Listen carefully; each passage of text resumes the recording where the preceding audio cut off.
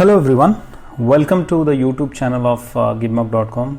I hope you all are doing good. आप सभी लोग अच्छे से प्रिपेयर कर रहे हैं सेबी ग्रेड ए एग्जामिनेशन के लिए एंड आप लोगों के लिए एक अच्छी न्यूज़ भी है दैट आरबीआई का जो 2019 का जो इंटरव्यूज़ कुछ बच गए थे डीपीआर और डीएसआईएम के, आरबीआई ने उनका टेंटेटिव एक डेट निकाल दिया है एंड प्रॉब्ली बाय अगस्त ये ख़त्म भी हो जाएंगे सारे interview if everything remains well. And also there is a high probability that RBI will come up with a greater number of vacancies because recently आप लोगों ने सुना होगा जो कोऑपरेटिव बैंक का भी सारा सुपरविजन और रेगुलेशंस है गवर्नमेंट ने आरबीआई को ही हैंड ओवर कर दिया है. ओके, सो ये एक अच्छी खबर है सारे एस्पिरेंट्स के लिए और आई होप आप लोग इस अपॉर्चुनिटी का फ़ायदा उठाएंगे and you will prepare hard and in order to help your preparation we are always with you. We are coming with the MCQ series. Today we have come up with the economic and social issues MCQ series. Especially ये जो video है वो BOP पे based है, balance of payment का, क्योंकि balance of payment में बहुत सारे स्टूडेंट्स को काफ़ी दिक्कत आती है और इसको आज हम लोग इस वीडियो में काफ़ी अच्छे से समझेंगे डिटेल में. और इसके बाद जो एक्सप्लेनेशन वीडियो है उसके बाद 10 MCQs भी है और ये जो सारे MCQs हैं और ये जो एक्सप्लेनेशन है ये आपको काफ़ी हेल्प करेंगी for upcoming SEBI grade A and RBI grade B examination के प्रिपरेशन में और other NABARD grade A B and other bank PO competitive examination के लिए भी ये काफ़ी हेल्पफुल है. सो स्टार्ट करते हैं वीडियो अपना. So let's get started. पहले हम लोग सिलेबस के एक देख लेते हैं कि जैसा कि आप लोग से भी यहाँ पे ग्रेड ए पेपर 2 का सिलेबस देख रहे हैं इकोनॉमिक का. यहाँ पे क्लियरली सेक्शन बी में ये आप देख लीजिए बैलेंस ऑफ पेमेंट का सेक्शन दिया गया है ना. बैलेंस ऑफ पेमेंट है, फॉरेन एक्सचेंज मार्केट है, इन्फ्लेशन है, मॉनेटरी एंड फिस्कल पॉलिसी है, नॉन बैंकिंग फाइनेंशियल इंस्टीट्यूशन का भी चैप्टर रखा हुआ है इसमें. सो इस वीडियो में हम लोग बात करेंगे बैलेंस ऑफ पेमेंट्स के ऊपर पर्टिकुलरली और in the latter part of the videos we will talk about other foreign exchange markets, inflation and other fiscal policy and NBFCs as well. सो स्टार्ट करते हैं बैलेंस ऑफ पेमेंट से. BOP क्या है? So guys देखते हैं कि balance of payment होता क्या है. What is balance of payment exactly is? So guys, the balance of payment is a statement of all transaction made between entities in one country and the rest of the world over a defined period of time. क्या होता है कि जो भी countries है, suppose India है, वो rest of the world के साथ जितने भी इंटरनेशनल ट्रांजेक्शंस एग्जीक्यूट कर रही है over a period of time, वो किसी पर्टिकुलर स्टेटमेंट में रिकॉर्ड होता है and that statement is called the balance of payment statement. Okay, so guys balance of payment जो है वो कैटेगराइज्ड है 2 पार्ट्स में. एक पहला जो है करंट अकाउंट एंड दूसरा कैपिटल अकाउंट. करंट अकाउंट जो है ये सारे कंट्रीज के ट्रांजेक्शंस, ट्रेड जो भी है, गुड्स एंड सर्विसेज का ट्रेड और जो भी नेट अर्निंग्स है, क्रॉस बॉर्डर इन्वेस्टमेंट्स है, नेट ट्रांसफर पेमेंट्स है, ये सारे करंट अकाउंट में जाकर रिकॉर्ड होते हैं. और जहाँ तक बात है कैपिटल अकाउंट की, तो कैपिटल अकाउंट का ट्रांजेक्शंस कंट्री के एसेट एंड लाइबिलिटीज में जो चेंजेस लाता है वो कैपिटल अकाउंट ट्रांजेक्शंस होते हैं. जैसे कि बोरोइंग एंड लेंडिंग हो गया, जो भी अब्रॉड से बोरोइंग एंड लेंडिंग करते हैं, for example external commercial borrowing etcetera, investment जो भी है अब्रॉड में, एफडीआई, एफपीआईज, ये भी part of the capital account है. और एक जो चीज़ है चेंजेस इन फॉरेक्स रिजर्व, ये कैपिटल अकाउंट में ही रिकॉर्ड होता है. जो भी चेंजेस है फॉरेक्स रिजर्व्स में जो चेंजेस आते हैं वो कैपिटल अकाउंट का ही पार्ट है. तो गाइज आगे हम लोग जो करंट अकाउंट के कुछ कंपोनेंट्स देखेंगे, जो मेजर कंपोनेंट्स है करंट अकाउंट के, क्या क्या चीज़ें करंट अकाउंट के अंदर डिफाइन होती है. पहला है export and import of goods. Guys please remember that is export of import of goods, और इसको मर्चेंडाइज एक्सपोर्ट इम्पोर्ट भी बोलते हैं. और इसका अदर नेम है visible trade, because goods and merchandise में जो भी एक्सपोर्ट इम्पोर्ट होता है that is also known as visible trade. For example India अगर क्रूड ऑयल इम्पोर्ट कर रही है suppose from Saudi Arabia, so that is part of the import of goods, that is part of the visible trade, goods trade. Okay, and again simultaneously if India is exporting gems and jewelry to other countries, so it is also comes under the current account export and import of goods. So guys export और import जो goods का होता है उससे related कुछ important point भी देख लेते हैं कि accounting इसका कैसे किया जाता है. तो जो भी import of goods है, जो भी पेमेंट हम करते हैं, सपोज कुछ भी चीज़ें इंपोर्ट होती हैं, क्रूड ऑयल अगर इंडिया इंपोर्ट कर रहा है तो India has to pay some amount to the other country, right, from which India is importing. So वो जो भी इंपोर्ट का पेमेंट अमाउंट है वो करंट अकाउंट में से डेबिट होगा। एंड जो भी रिसीव्ड फ्रॉम एक्सपोर्ट है, सपोज हमने जेम्स एंड ज्वेलरी एक्सपोर्ट की यूएसए को, एंड जो भी फॉरेक्स रिजर्व हमें रिसीव हुआ वो क्रेडिट आइटम्स में एंट्री किया जाता है। Okay, next another major point is export and import of services, that is also called invisible trade. Services में क्योंकि कुछ जो भी हम लोग सर्विस प्रोवाइड कर रहे हैं उसमें कुछ गुड्स का लेन देन नहीं हो रहा है, सो सर्विसेज का जो भी एक्सपोर्ट एंड इंपोर्ट होता है उसको इनविजिबल ट्रेड भी कहते हैं, because in lieu of services the other country is paying you, so इसमें कुछ गुड्स का लेन देन नहीं हो रहा है, इसलिए इसे इनविजिबल ट्रेड भी कहते हैं। तो गाइज फॉर एग्जांपल आप बैंकिंग एंड फाइनेंशियल सर्विसेज ले सकते हैं, जैसे कोई भी दूसरे कंट्री का जो पर्सन है वो अगर banking and financial services India में अवेल कर रहा है तो उसके लिए कुछ सर्विसेज चार्जेस, जो भी सर्विस चार्जेस जो पे करना होता है उसको पे कर रहा है, एंड उसके बदले में उसको सर्विसेज को अवेल कर रहा है। दूसरा आप शिपिंग सर्विसेज ले सकते हैं, जो भी गुड्स एंड मर्केंडाइज है, शिपिंग का जो सर्विस चार्जेस वगैरह जो देना पड़ता है वो भी एक सर्विस सर्विस के बदले जो भी अर्निंग हो रही है वो भी इस अंडर दिस हेड वो काउंट होता है under the invisible trade. Another example is medical tourism. Medical tourism आजकल काफ़ी फेमस है इंडिया में, जैसे कि एज यू नो मेडिकल जो फैसिलिटीज़ है सस्ती है in comparison to developed countries, so बहुत सारे डेवलप्ड कंट्रीज से लोग इंडिया में मेडिकल फैसिलिटीज़ अवेल करने के लिए आते हैं, इसकी वजह से फॉरेक्स अर्निंग भी होती है इंडिया को। सो ये सारे जो चीज़ें हैं ये under the export and import of services account में काउंट होता है, that is under the invisible trade. Okay, so guys जो भी इन सर्विसेज के लिए पेमेंट यहाँ से होता है, जैसे इंडिया ने कुछ सर्विसेज, इंडियन सिटीजन ने कुछ बाहर से ओवरसीज से कुछ सर्विसेज अवेल की, उसके लिए जो पेमेंट किया वो जो है नेगेटिव साइड में रिकॉर्ड होता है, जैसे that is debit side. And receive जो सपोज हम लोगों ने कुछ अगर सर्विसेज किसी ओवरसीज कस्टमर को प्रोवाइड की, उसके लिए जो फॉरेक्स रिसीव हुआ वो हम लोग पॉजिटिव साइड में रिकॉर्ड करते हैं। सो गाइस जो next major component under the current account is unilateral transfer, that is also called the one sided transactions. इसके एग्जांपल्स है gifts, donations, personal remittances and aid grants वगैरह। Suppose gift अगर आप US का कोई citizen Indian citizen को $5,000 gift दे दिया, ये भी इसके यूनिलैटरल ट्रांसफर्स के अंडर में आएंगे। Donation same as a personal remittance, बहुत सारे एनआरआई जो अपने घर पे पैसा भेजते हैं from overseas comes under the this unilateral transfer, personal remittances. Aid, Indian government को बहुत सारे जो सपोज यूएस गवर्नमेंट ने इंडियन गवर्नमेंट को एड दिया, कुछ ग्रांट दिया, यूएन ने या फिर वर्ल्ड बैंक ने कुछ एड दिया या ग्रांट दिया, तो ये these kind of transactions comes under the unilateral transfer. As you can see that receipt of unilateral transfers from rest of the world is shown on the credit side. क्योंकि इसमें forex receive हुआ है हमें, so it will be shown on the credit side. And जो भी unilateral transfer हम लोग यहाँ से अगर कुछ पर्सनल रेमिटेंसेस भेज रहे हैं या कुछ डोनेशन दे रहे हैं बाहर के कंट्री में, या गिफ्ट वगैरह, एड, ग्रांट्स, क्योंकि इंडियन गवर्नमेंट भी बहुत सारे ग्रांट्स देती है to small countries in Africa, or there are many other countries which receives grants from Indian government. So वो क्या होगा, वो डेबिट साइड में होगा, क्योंकि इस यहाँ से फॉरेक्स उनके वहाँ पे जा रहा है। ओके, एंड अगेन चौथा जो है income receipt and payments to and from abroad, ये भी एक मेजर कंपोनेंट है करंट अकाउंट का। इसमें क्या होता है, फॉर एग्जांपल आप देख सकते हैं investment income in the form of interest, rent and profits. जो भी मतलब फॉरेन नेशनल्स हैं, फॉरेन गवर्नमेंट्स है जो इंडिया में इन्वेस्ट करती हैं, उसके लीव में जो उनको इंटरेस्ट मिलता है, जो भी डिविडेंड मिलता है या प्रॉफिट्स तो होता है, या कुछ किसी की प्रॉपर्टी है यहाँ पे उसको रेंट मिल रहा है उसकी वजह से, इसका सारा जो है अकाउंटिंग इसके अंडर में होता है। गाइज अभी हम बैलेंस ऑफ ट्रेड की भी बात कर लेते हैं, because it is also related to the current account. Balance of trade क्या होता है, it is basically the difference between the total value of export of goods minus total value of import of goods. Okay, it's सिर्फ visible trade के case में ही balance of trade होता है। Okay, जो ये आप ध्यान रखिएगा, इनविजिबल ट्रेड में नहीं होता। Balance of trade is all about the total value of goods, okay, total value of exported goods minus total value of imported goods, as you can see in the definition here. And इसका formula भी वही है, balance of trade is equal to total value of export of goods minus value of import of goods. Okay, अगर suppose India अगर export कर रही है, सारे गुड्स मिला के एक्सपोर्ट का टोटल आइटम्स उसका 1 ट्रिलियन है और टोटल इंपोर्ट कर रही है 1.5 ट्रिलियन, टोटल ट्रेड डेफिसिट जो हो गया वो 500 बिलियन का हो गया, तो इसी को बैलेंस ऑफ ट्रेड डेफिसिट भी कहा जाता है।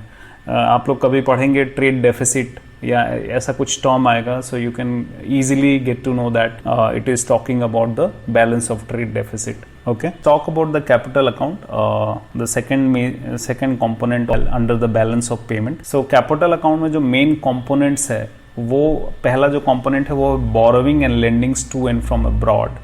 जो भी borrowing होती है from abroad by private sector, government. For example, जैसे कि मैंने पहले भी बताया था, ECB external commercial borrowing is one of the major example of borrowing and lending to and from abroad. Loan given by World Bank to the, क्योंकि देखिए इसमें जो है एसेट एंड लाइबिलिटी चेंज हो रही है. Suppose ECB external commercial borrowing अगर किसी कंपनी ने, किसी प्राइवेट सेक्टर कंपनी ने ECB अवेल किया हुआ है, तो उसकी जो है लाइबिलिटी चेंज हो जाएगी. Liability part is going to increase, right. So इसमें जो है कंट्री का एसेट एंड लाइबिलिटी चेंज हो रहा है. That is why it comes under the capital account. Okay, suppose loan given by World Bank, if you take the loan given by World Bank जो loan government को देती है, उसकी वजह से गवर्नमेंट का लाइबिलिटी पार्ट जो है इंक्रीज हो जाता है. सो एज पहले भी जैसे हमने कहा था कि लाइबिलिटी इंक्रीज होने से या एसेट में कुछ इफेक्ट आने से ये कैपिटल अकाउंट के अंदर काउंट होता है. ओके, और जैसे कि देख रहे हैं नोट में आप above transaction are recorded on the credit side. जो भी हम लोग बोरोइंग करते हैं, सपोज ECB या loan given by World Bank, तो हमें रिसीव हो रहा है पैसा, राइट. तो ये क्रेडिट साइड में लिखा जाएगा. ओके, और एट द अदर साइड अगर इंडियन गवर्नमेंट या प्राइवेट सेक्टर किसी दूसरे कंट्री को लेंड करती है, या कॉरपोरेशन दूसरे कंपनी जो कि दूसरे कंट्री में है उनको लेंड करती है, तो इसमें भी कंट्री का एसेट चेंज हो रहा है, एसेट इफेक्ट हो रहा है. इसीलिए ये भी कैपिटल अकाउंट के अंदर में अकाउंट होता है. ओके, और जो भी लेंडिंग अब्रॉड है and repayment of loans to abroad is recorded as debit item, क्योंकि इसमें लेंडिंग जो भी कर रहे हैं, लेंडिंग जो भी इंडिया कर रहा है वो है डेबिट आइटम में रिकॉर्ड होगा, क्योंकि फॉरेक्स आपका निकल के जा रहा है आपके कंट्री से. Okay, so guys second major component under the capital account is investment to and from abroad. जो भी इन्वेस्टमेंट इंडिया में आ रहा है या इंडिया से इन्वेस्टमेंट किसी दूसरे कंट्री में हो रहा है, वो सब इस कंपोनेंट के अंदर आता है, कैपिटल अकाउंट के अंदर ही आता है. आपने सुना होगा FDI, FII, foreign direct investment जो होता है, या फॉरेन इंस्टीट्यूशनल इन्वेस्टर जो इन्वेस्ट करते हैं इंडियन शेयर मार्केट में through foreign portfolio investment, FPI, वो सारा किस में रिकॉर्ड होता है, वो कैपिटल अकाउंट के अंदर ही रिकॉर्ड होता है. या सपोज कोई इंडियन कंपनी कोई बाहर के कंपनी में डायरेक्ट इन्वेस्टमेंट कर रही है, इंडियन कंपनी जैसे कि टाटा ने जैगुआर को खरीदा था, तो ये भी जो ट्रांजैक्शन था ये कैपिटल अकाउंट के अंदर ही आता है. ओके, जैसे इन्वेस्टमेंट फ्रॉम अब्रॉड, जो भी अगर इन्वेस्टमेंट इंडिया में आता है तो वो क्रेडिट साइड में रिकॉर्ड होता है, और ऑन द अदर हैंड अगर इंडिया कोई भी कंट्री में दूसरे कंट्री में इन्वेस्टमेंट करता है तो वो डेबिट साइड में रिकॉर्ड होता है. सिंपल सी बात है, अगर फॉरेक्स समय रिसीव हो रहा है कंट्री को तो ये क्रेडिट साइड में रिकॉर्ड होगा, अगर फॉरेक्स यहाँ से निकल के जा रहा है तो वो डेबिट साइड में रिकॉर्ड होगा. ओके, सो गाइज थर्ड जो मेजर कंपोनेंट है वो अंडर द कैपिटल अकाउंट, वो है changes in foreign exchange reserve. Foreign exchange reserve, as you all know that it is the financial asset of the government and it is held by the country's central bank. In case of India it is held by the Reserve Bank of India.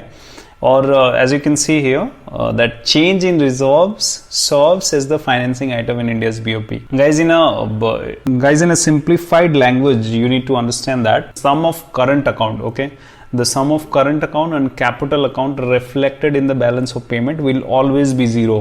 Please remember, the sum of current account and capital account reflected in the balance of payment will always be zero, and any surplus or deficit in the current account which is matched and cancelled out by an equal surplus of deficit in the capital account. Okay, मैं इसको एक example के through आपको समझाता हूँ कैसे foreign exchange reserve जो है उसमें क्या क्या इंक्रीज और डिक्रीज होने से वो रिजर्व को finance, balance of payment deficit को फाइनेंस करता है. It is actually balance BOP deficit या BOP सरप्लस को नलिफाई या कैंसिल आउट करने के लिए यूज किया जाता है फॉरेक्स जो रिजर्व है कंट्री का. Let me give you brief example. I'll go to the RBI website and I have already downloaded one PDF from RBI website.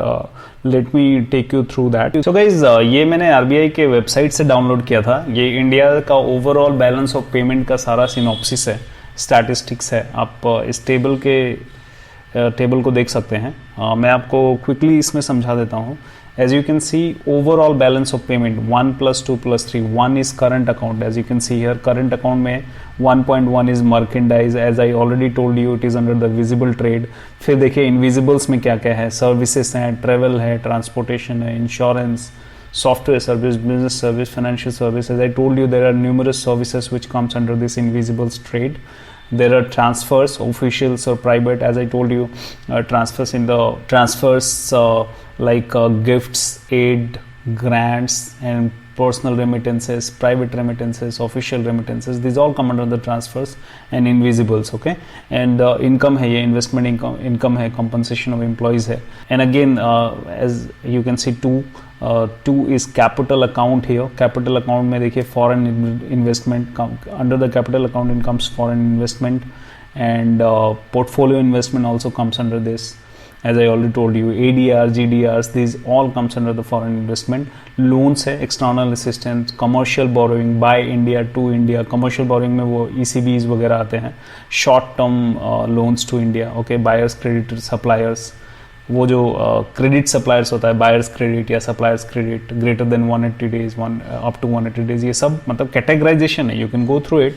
I'll also give the link to this PDF, so you can download and you can check, go through it.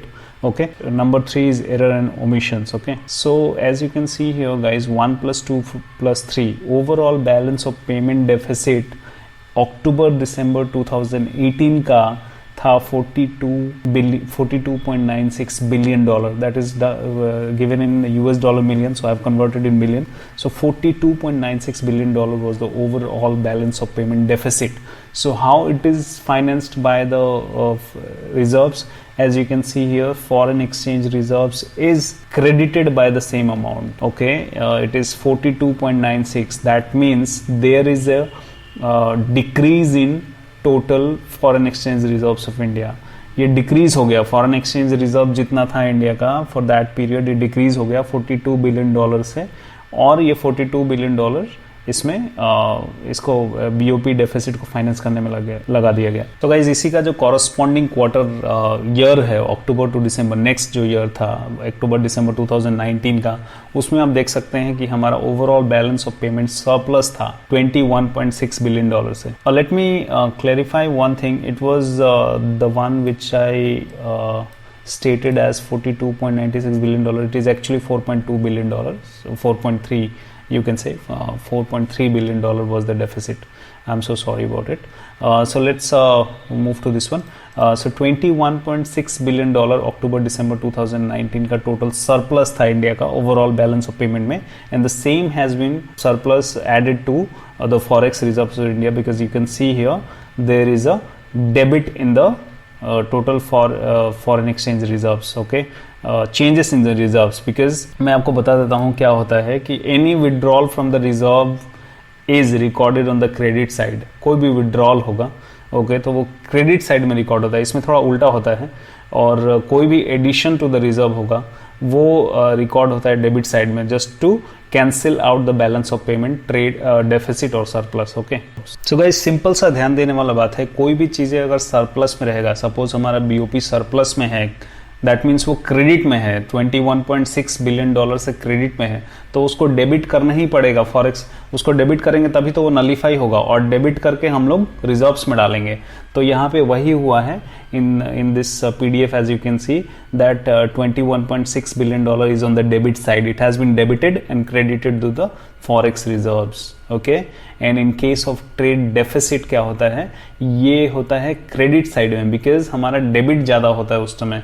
Suppose क्या होता है, trade deficit के case में आपका debit हमेशा ज़्यादा रहेगा, तो उसको नलिफाई करने के लिए आपको क्रेडिट में कहीं ना कहीं से डालना पड़ेगा. तो फॉरेक्स रिजर्व्स का फॉरेक्स रिजर्व जो है, एक्चुअल फॉरेक्स रिजर्व, उसको घटा के क्रेडिट में डाला जाता है, बीओपी के क्रेडिट हेड में डाला जाता है उतना अमाउंट, ताकि वो नलिफाई हो जाए, कैंसिल आउट हो जाए. ओके, सिंपल सा ये फॉर्मूला है. Try to understand through this PDF.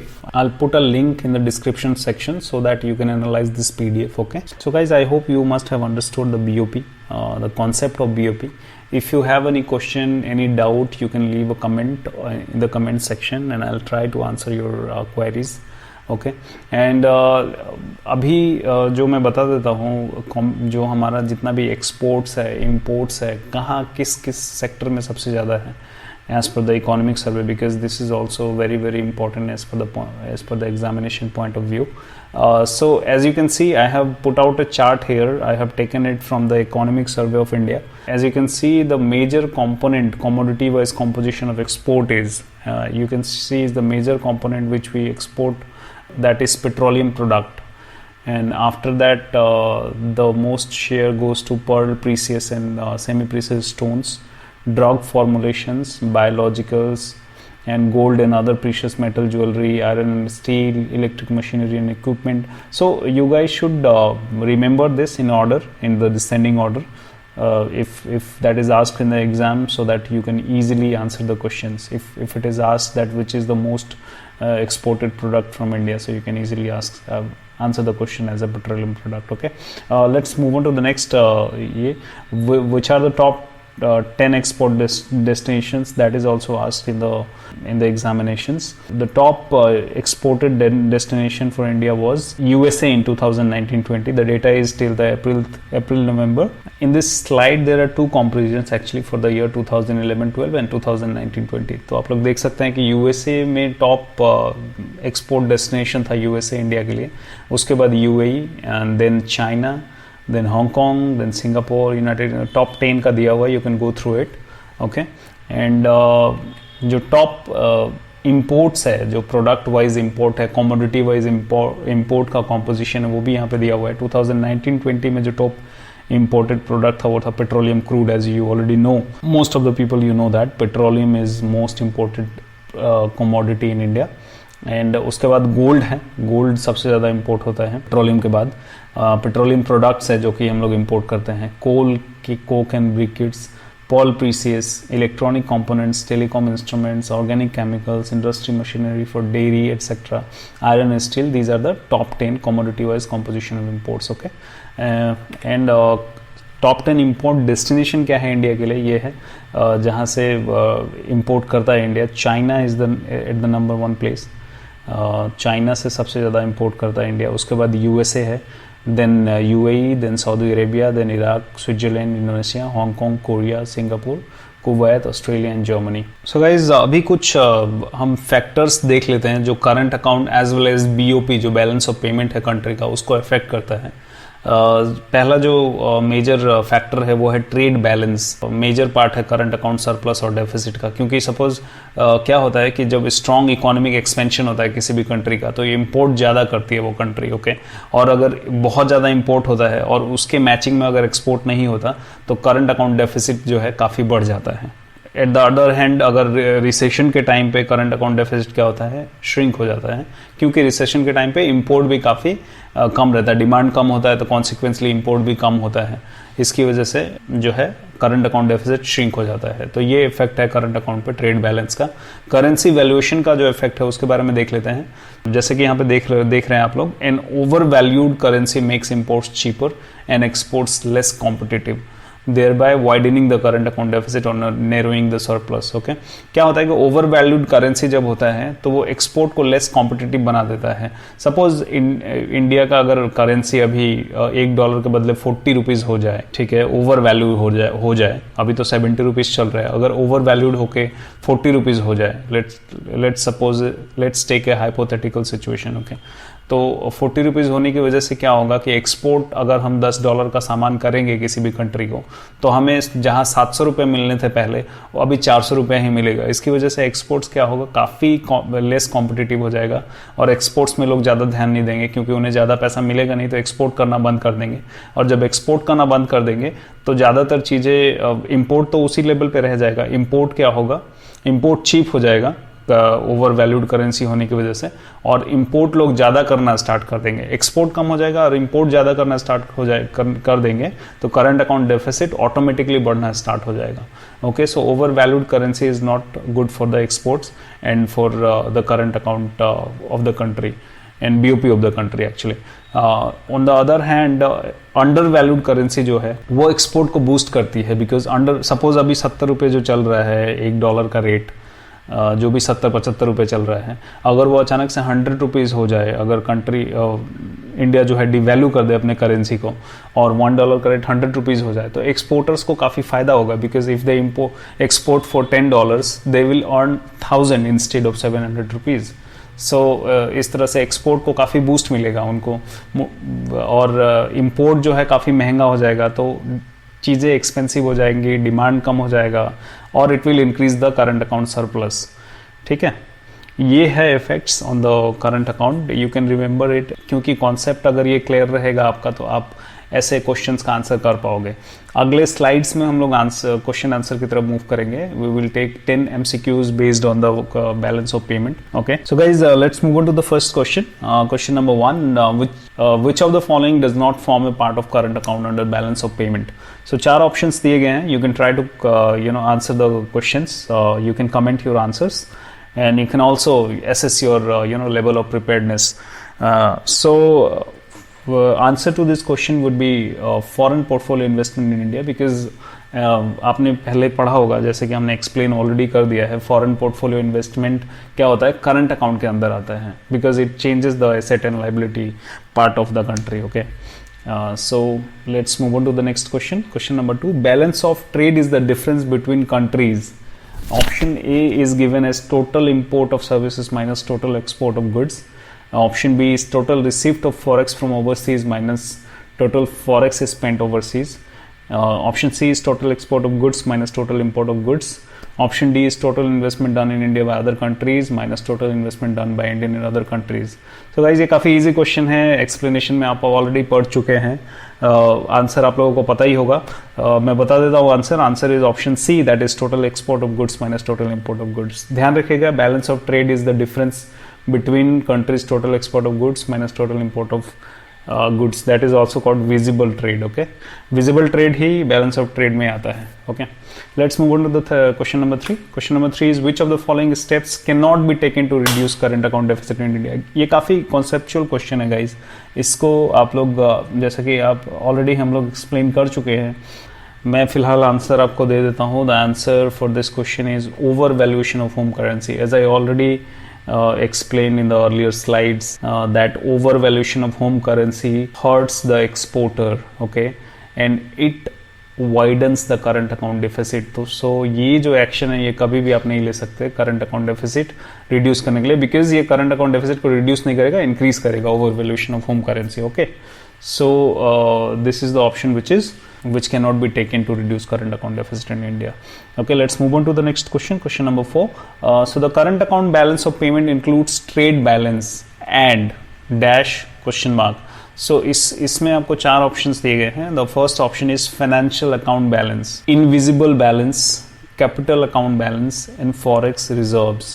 So guys, answer to this question is option B, invisible. As I already told you that the current account of balance of payment includes trade balance and trade balance, also called visible balance. Okay, visible trade balance and invisible balance. Okay, पहले हम लोग पढ़ चुके हैं, 2 component होता है current account में, visible trade, invisible trade, उसके अंदर भी सब कंपोनेंट्स होते हैं. सो इसका आंसर बी होगा. Okay, invisible. Here you can see current account consist visibles, merchandise trade in invisible, services, transfers, income, etcetera. Okay, so guys, moving on to the question number 5. It says in India which of the following authority is responsible for compilation and dissemination of BOP data. It is again the important question. It might be asked in your examination. So answer to this question is Reserve Bank of India. Reserve Bank of India is the authority who is responsible for compilation and dissemination of BOP data. Okay, moving on to the question number 6. IEC stands for, ये काफ़ी IEC जो है काफ़ी famous है in case of import and export sector. So IEC का full form यहाँ पे पूछा गया है. The option number A is import export commission, option B is import export council, option C is import exporter code, and option D is importer exporter club. So guys, the answer to this question is, correct answer is option C, importer exporter code. ये लेना पड़ता है कोई भी, अगर आप export import India से करना चाहते हैं तो आपको DGFT के थ्रू ये अप्लाई करना पड़ेगा. Importer exporter code, unique code मिलता है ये. Okay, and that is used for importing and exporting from the nation. Okay, So guys, moving on to the next question, question number 7. It says, which of the following is the biggest component of India's forex reserves? Quite an easy question, not a tough one.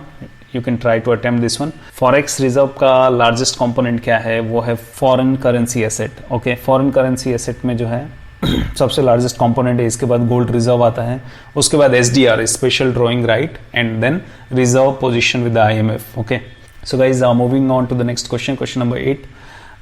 It says, aid provided by a country to another country will come in which of the following accounts under BOP of the second country? Again, the conceptual question.